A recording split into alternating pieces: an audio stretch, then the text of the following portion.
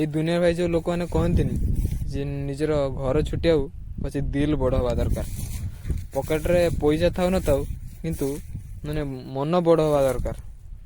ଭାଇ ଯେ ଏଇ ଦୁନିଆଟା ଖାଲି କେବଳ କହିବ କିନ୍ତୁ କେହି କରିବେନି ଭାଇ। ଏଇ କଥା ଗୁଡ଼ା ଭାଇ ସେବେଳକୁ କହିବା କଥା। କେବେ ଲୋକଙ୍କ ପାଖକୁ ଯାଅ ଗୋଟେ ଖରାପ ମାନେ କପଡ଼ା ପିନ୍ଧିକି ଯାଅ, ତମକୁ ଦେଖିନେବେ ମାନେ ସିଏ କହିଦେବେ ଭାଇ ଇଏ ଗୋଟେ ଛୋଟିଆ ଘର ଛୁଆ, ଆରେ ପଇସା ନାହିଁ ୟାଙ୍କ ପାଖରେ, ଗରିବ ଘର ଛୁଆ। ପସନ୍ଦ କରିବେନି କେହି, ନିଜ ପାଖରେ ବସିବା ପାଇଁ ମାନେ ସେ ଚାହାନ୍ତିନି। ଯେତେ ପର୍ଯ୍ୟନ୍ତ ଆପଣଙ୍କ ପାଖରେ ଯଦି ଭ୍ୟାଲ୍ୟୁ ନାହିଁ ତାହେଲେ କିଛି ନାହିଁ। ଆପଣ ଦେଖିବ ଆପଣଙ୍କ ପାଖରେ ଯଦି ପଇସା ନଥିବ, ଆପଣଙ୍କ ଯଦି ଷ୍ଟାଟସ୍ ନଥିବ, ପାଖରେ ଲୋକ ଛିଡ଼ା ହେଇଥିବେ ତମ ସାଙ୍ଗେ କଥା ବି ହେବେନି ଭାଇ। ତା ସାଙ୍ଗେ ସେ ଭଲସେ କଥା ହେଉଥିବେ କିନ୍ତୁ ତମ ସାଙ୍ଗେ କଥା ବି କହିବେନି। ଯେତେ ପର୍ଯ୍ୟନ୍ତ ନିଜ ପାଖରେ ପଇସା ନାହିଁ, ଷ୍ଟାଟସ୍ ନାହିଁ, ମାନେ ନିଜ ପାଖରେ କିଛି ଗୋଟେ ମାନେ ନିଜ କାବିଲିୟତ ନିଜେ ନାହାନ୍ତି, ତାହେଲେ କେହି ବି ପଚାରିବେନି ଭାଇ। ଏ ଦୁନିଆ ବି ଆପଣଙ୍କୁ ପଚାରିବେ। ଏସବୁ କଥା ଗୁଡ଼ା କେବଳ କହିବା ପାଇଁ ଭଲ ଲାଗେ।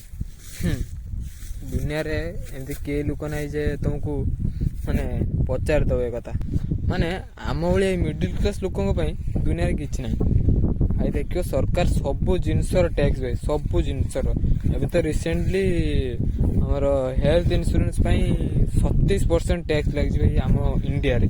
ଯାହା ରୁଷିଆରେ ଭାଇ 2% ମାତ୍ର ଇନ୍ସୁରାନ୍ସ ମାନେ ହେଲ୍ଥ ଇନ୍ସୁରାନ୍ସ ପାଇଁ ଟ୍ୟାକ୍ସ। ଆଉ ତ ଭାଇ ଆମେରିକା କଥା ଛାଡ଼। ସରକାର କେବଳ ଓଡ଼ିଶାର ଲୋକମାନଙ୍କୁ ଠକିବା ଜାଣିଛି।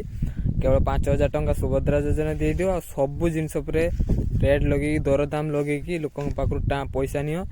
ଆପଣଙ୍କୁ ଭାଇ ମିଡ଼ିଲ୍ କ୍ଲାସ୍ ଲୋକଙ୍କ ପାଇଁ କିଛି ନାହିଁ। ମିଡ଼ିଲ୍ କ୍ଲାସ୍ ଲୋକଙ୍କ ପାଖରୁ ସବୁ ପଇସା ନେବ, ତୁମକୁ ସେଇ ପଇସା ଫ୍ରିରେ ଦେବ, ତାପରେ ତୁମକୁ ସବୁ ଜିନିଷର ଟ୍ୟାକ୍ସ, ସବୁ ଜିନିଷର ଦରଦାମ ବୃଦ୍ଧି କରିକି ତୁମରି ପାଖରୁ ହିଁ ନେବ।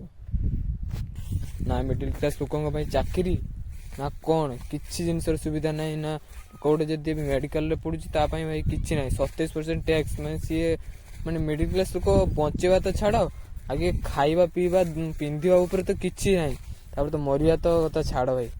ଯଦି ବି ଗୋଟେ ଛୁଆ ପଢ଼ିକି ଯଦି ଅଧିକ ପାଠ ପଢ଼ିକି ଗୋଟେ ଚାକିରି କରିବା ପାଇଁ ଚାହୁଁଛି, ଚାକିରି କରିପାରିବନି। ନିଜ ପାଠପଢ଼ା ମାନେ ପଢ଼ିବା ତ ଛାଡ଼, ଅଧା ପଢ଼ାପଢ଼ିରେ ଭାଇ ତ ଅଧା ପଇସା ଚାଲିଯାଇଥିବ ଭାଇ। ସେଗୁলো ଗଲେ ପଢ଼ାପଢ଼ି ଦେଇଥାଏ, ଚାକିରି ତ ଭାଇ ଛାଡ଼। ଚାକିରି ଏ ଦୁନିଆରେ ଭାଇ ମାନେ ଭାରତରେ କେତେ ଚାକିରି କାହାକୁ ମିଳୁଛି ଏଇଟା ଭଲ ଭାବରେ ଜାଣିଛନ୍ତି। ମାନେ ଗୋଟେ ଯିଏ ଯଦି ପାଠ ପଢ଼ିକି ଯେତିକି ପଇସା ନ କମେଇ ପାରୁଛି ଭାଇ, ଜଣେ ସେତିକି ଭାଇ ଚା ବିକ୍ରି କରିକି ଭାଇ ସେ ଭିଡ଼ିଓ କରିକି ସେ ଅଧିକା ପଇସା କମଉଛି। ମାନେ ୟୁଟ୍ୟୁବର ଯିଏ ସିଓ ସିଏ ଯେତିକି ନ କମଉଛି ଗୋଟେ ୟୁଟ୍ୟୁବର ସେତିକି କମଉଛି ଭାଇ। ଦୁନିଆର ପଇସା ହିଁ ସବୁଠୁ ବଡ଼। ତ ମାନେ ଛୁଆମାନେ କାହିଁକି ପାଠ ପଢ଼ିବେ ଭାଇ? ଯଦି ପାଠ ପଢ଼ିବାରେ ଯଦି ମାନେ ଗୋଟେ ମାନେ ଚାକିରି ନାହିଁ, ଜବ୍ ନାହିଁ, ଛୁଆମାନେ କାହିଁକି ପାଠ ପଢ଼ିତେ ଆକର୍ଷଣ ହେବେ? ସମସ୍ତେ ଭାଇ ସୋସିଆଲ ମିଡ଼ିଆରୁ ବହୁତ ସାରା ପଇସା ଇନକମ୍ କରୁଛନ୍ତି। ଆମ ଭଳିଆ ମାନେ ମିଡ଼ିଲ୍ କ୍ଲାସ୍ ଲୋକଙ୍କ ପାଇଁ ଦୁନିଆରେ ଭାଇ କିଛି ନାହିଁ। ଯାହା ତ ସରକାର ତ ସବୁ ଲୁଟୁଛି ଭାଇ। ଆମ ପାଇଁ ଖୁସି କିଛି ଜିନିଷ ନାହିଁ। ସବୁଦିନ ବେଳିକା ମାନେ ନ୍ୟୁ ଇୟର କି ଡିସେମ୍ବର 25 ସବୁ ଆମ ପାଇଁ ସମାନ। ତ ଆମ ପାଇଁ ସବୁ ଲୁଟା ଚାଲିଛି।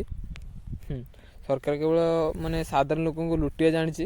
କେବେ ଚାକିରି ଜବ୍ କିଛି ମାନେ ସ୍କିଲ୍ ନାହିଁ ଭାଇ ଇଣ୍ଡିଆରେ। ପଇସା ତ କମେଇବା ଛାଡ଼, ଆଗେ ସରକାରକୁ ଟ୍ୟାକ୍ସ ଭରିଦିଅ, ତାପରେ ତମେ ଯାହା ଖର୍ଚ୍ଚ କର। ଗୋଟେ ସାଧାରଣ ମଣିଷ ତାର ମାନେ ବଞ୍ଚିବା ମାନେ ମରିବା ପୁରା ସମାନ ହେଇଗଲାଣି। ସେ ତ ଟ୍ୟାକ୍ସ ଦେଇ ଅଧା ଜୀବନ ସେ ସାରି ଦେଉଛି ଭାଇ। ସାଧାରଣ ଲୋକ ଗୋଟେ ମିଡ଼ିଲ୍ କ୍ଲାସ୍ ଲୋକ ଭାଇ କିସ ସେ ତା ଜୀବନର ଭାଇ କିସ ସିଏ ମାନେ ଏନ୍ଜୟ କରିବ, କିସ ଖୁସି କରିବ? ଏଇଟା ଖାଲି ଧନୀ ଲୋକଙ୍କ ପାଇଁ ଏଗୁଡ଼ା ସବୁ ସଂସ୍ଥା, କିନ୍ତୁ ମିଡ଼ିଲ୍ କ୍ଲାସ୍ ଲୋକ ପାଇଁ କିଛି ନାହିଁ ଭାଇ।